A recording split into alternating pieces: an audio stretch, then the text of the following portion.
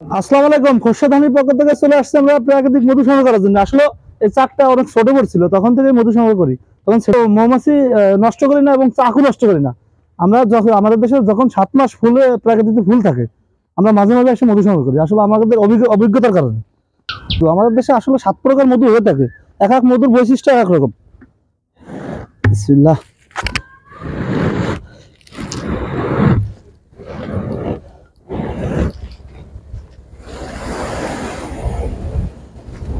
যেহেতু নিচে চাক, আপনাদের যতদূর সম্ভব দেখাবো ইনশাল্লাহ।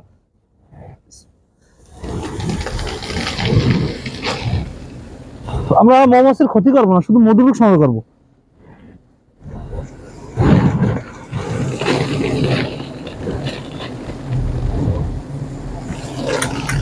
আলহামদুলিল্লাহ, খুব ভালো মধু তো দেখা যাচ্ছে, দেখা যাক। খোরশেদ হানির পক্ষ থেকে বিভিন্ন জেলায় ঘুরে ঘুরে আমি নিজে এভাবে মধু সংগ্রহ করি।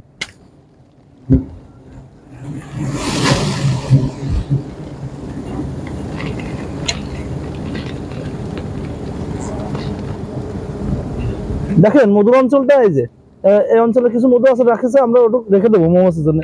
শুধু অর্ধেক মধু কেটে নেবো, সংগ্রহ করে নেবো। বিসমিল্লাহ।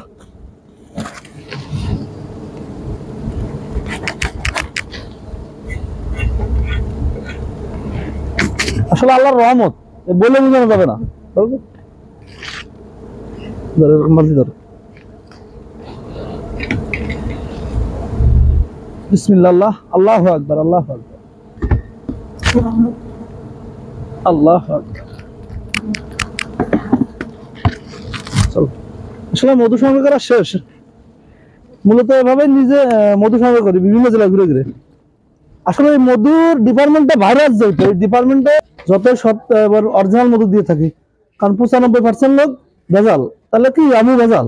তাই আপনার পুরোপুরি প্রসেস, আমি তো দেশের বিভিন্ন জেলা থেকে মধু সংগ্রহ করে নিয়ে যেতে এই মধুগুলো আপনার দিয়ে থাকি, তারপর আপনার পুরো প্রসেসটা দেখানোর চেষ্টা করি সবসময়। দেখেন একই সময় 2 কালারের মধু হয়েছে, দেখেন একটা পুরান ডালের মধু দিয়েছে, একটা সাদা মুসায়। অনেকে বলে ফেলেন পুরান ডালের মধু দেখে বলে ফেলেন ডিজাইন হয়েছে, আসলে এটা ভুল ধারণা। আসসালামু আলাইকুম, সবাই ভালো থাকেন।